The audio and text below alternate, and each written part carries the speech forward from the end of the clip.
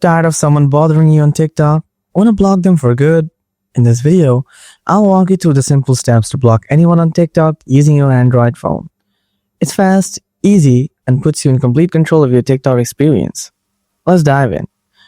First, open the TikTok app on your Android phone. Make sure you're logged into your account. Use the search bar or find the person through your followers or comments. Tap on their username to open their file. Tap on their username to open their profile. Then tap the three-dot icon in the top right corner of the screen. A menu will pop up from the bottom. Scroll and tap block. TikTok will ask you to confirm. Tap block again. And that's it. You've now blocked the user.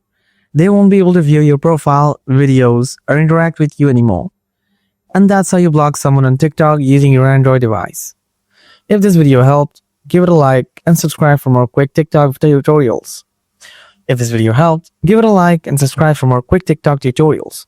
Got any questions? Drop them in the comments below. I'm here to help. Thanks for watching. See you next time.